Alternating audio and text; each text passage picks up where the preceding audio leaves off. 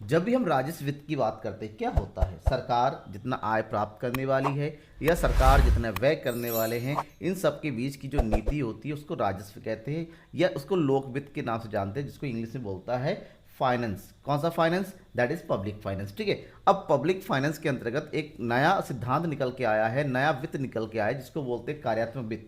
आधुनिक समय में, क्योंकि पहले राज्य सरकार की, राज्य की यानी कि स्टेट की जो है कार्य, जो वित्त का प्रयोग बहुत ही सीमित था। धीरे धीरे जैसे जैसे समाज का विकास होता गया, वित्त की आवश्यकता बढ़ती चली गई, तो वित्त से संबंधित कई सारे कॉन्सेप्ट, कई सारे सिद्धांत हमारे सामने आते चले गए।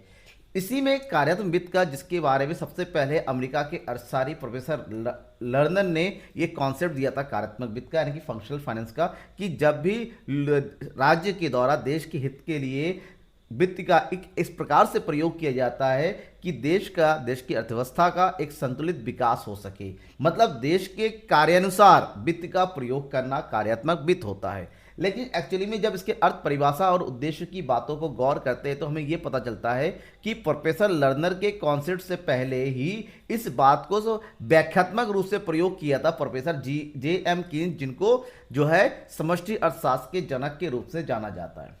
कीन्स ही वह महोदय थे जिन्होंने ये कहा था कि देश की अर्थव्यवस्था में सरकार की एक प्रत्यक्ष भूमिका होती है और सरकार के द्वारा ही सरकार की विभिन्न नीतियां, जिसको बोलते हैं राजस्व नीति या राजकोषीय नीति के अंतर्गत देश में मंदी और बेरोजगारी को दूर किया जा सकता है। सरकार इस प्रकार से नीतियां बनाती हैं ताकि देश की अर्थव्यवस्था को संतुलित किया जाए। सरकार इस प्रकार से क्रियाकलापों का संचालन करती हैं तो देश में आने वाली मंदी या बढ़ने वाली बेरोजगारी को कम से कम किया जाए, जिसके लिए सरकार के द्वारा अपने राजस्व नीति के अंतर्गत कई प्रकार की नीतियों का प्रयोग किया जाता है, कई प्रकार की पॉलिसी बनाई जाती है, कई प्रकार के इस प्रकार के कार्यों का प्रयोग किया जाता है, कई प्रकार के ऐसे सिद्धांतों का प्रयोग किया जाता है जिससे मंदी और बेरोजगारी को कम किया जा सके या फिर अर्थव्यवस्था में बढ़ने वाली जो महंगाई की स्थिति कम किया जा सके। मतलब सीधी सी बात है, कीन्स ने ही सरकार के बजट के बारे में सबसे पहले बताया कि बजट किस प्रकार की देश की अर्थव्यवस्था को प्रभावित करती है, उसको संतुलन के लिए कार्य करती है, किस प्रकार से उपकरणों का प्रयोग होता है।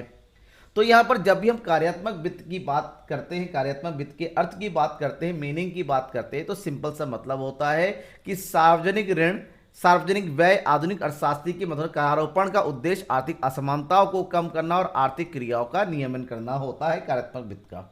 मतलब इसके अंतर्गत ये देखा जाता है कि किस प्रकार देश में जो आर्थिक असमानताएं बढ़ रही है, किस प्रकार, जिस प्रकार से दिल अमीर और गरीब के बीच की दूरी को बढ़ जा रही है, उसको किस प्रकार से कम किया जाए और देश में समानता को लागू किया जा सके। इसके लिए सरकार के द्वारा करारोपण की नीति अपनाई जाती हैं, जहां पर अधिक से अधिक टैक्स अधिक आय वालों पर लगाया जाता है, कम से कम या जीरो टैक्स जो है निम्न आय वर्गों पर लगाया जाता है, और व्यय भी इस प्रकार से किया जाता है ताकि जो निम्न वर्ग के लोगों का अधिक से अधिक विकास हो जा सके और अमीर और गरीब के बीच की दूरी को कम किया जा सके।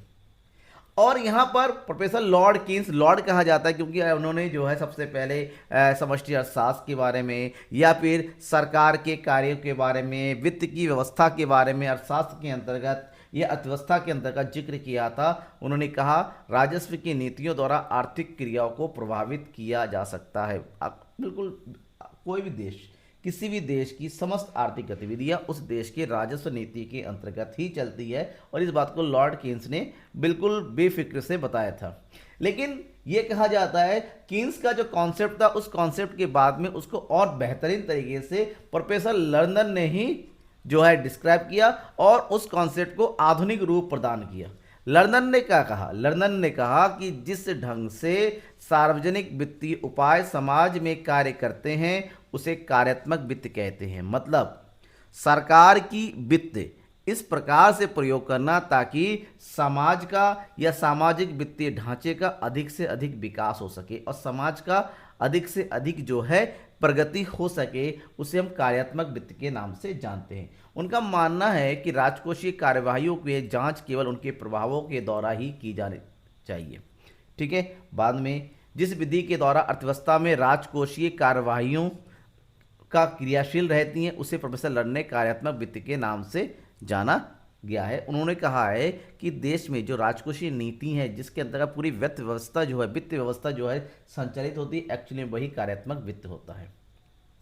इसके बारे में और कहा, आज राज्य के सामने अनेक प्रकार के उद्देश्य है, जैसे बेरोजगारी को दूर करना, सार्वजनिक कल्याण की योजनाओं को बनाना या उन व्ययों को करना जिससे यातायात साधनों का विकास हो सके, निजी उद्योग या सार्वजनिक उद्योगों का विकास हो सके, लोगों के बीच में समाज में जो वितरण की असमानता है उसको कम से कम किया जा सके। और इन सभी उद्देश्यों की पूर्ति के लिए लोक वित्त यानी कि राजस्व की सहायता ली जाती है। अगर इन सबकी उद्देश्यों की पूर्ति राजस्व के द्वारा की जाती है तो राजस्व की इसी व्यवस्था को कार्यात्मक वित्त कहा जाता है। कार्यात्मक वित्त का मतलब होता है राजस्व नीति को इस प्रकार से व्यवस्थित करना ताकि जन कल्याण और यस अर्थव्यवस्था के बीच में असमानता को कम से कम किया जा सके। इसका मत कार्यात्मक वित्त के अर्थ इन बातों को स्पष्ट किया जा सके, इन बातों को देश के अंतर्गत जो सामाजिक उद्देश्यों की पूर्ति करने की क्रियाओं को। ठीक है, अब ये क्रियाएं कौन कौन सी होती हैं? इसके अंतर्गत जो प्रमुख बातें होती हैं, जैसे टैक्स, कार्यात्मक वित्त के अंतर्गत करों को लगाने का मुख्य उद्देश्य क्या होता है? आय प्राप्त करना नहीं होता है, बल्कि एक सामाजिक उद्देश्य होता है। देखिए, टैक्स का मतलब ये नहीं होता कि सरकार को पैसे मिलेंगे।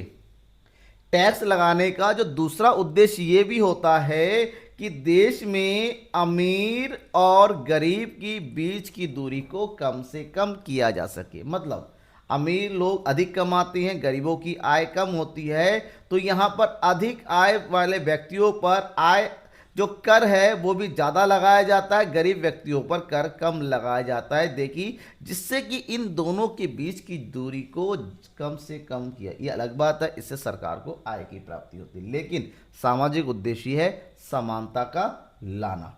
ठीक है, नेक्स्ट दूसरा है ऋण। कार्यात्मक वित्त यह भी स्पष्ट करता है कि अर्थ ऋण से सामाजिक अर्थव्यवस्था पर बुरा प्रभाव नहीं पड़ना चाहिए। मतलब देखिए, जाहिर सी बात है, भारत एक विकासशील देश है, भारत को विकास की बहुत जरूरत है और विकास करने के लिए वित्त की आवश्यकता होती है। तो वित्त का प्रयोग इस प्रकार से करें, वित्त की आवश्यकता पड़ती है तो ऋण लेना कोई बुरी बात नहीं है, लेकिन ये भी ध्यान रखना चाहिए कि ऋण लेने से हमारे समाज को, हमारी अर्थव्यवस्था को कोई भी नेगेटिव इम्पैक्ट नहीं होना चाहिए।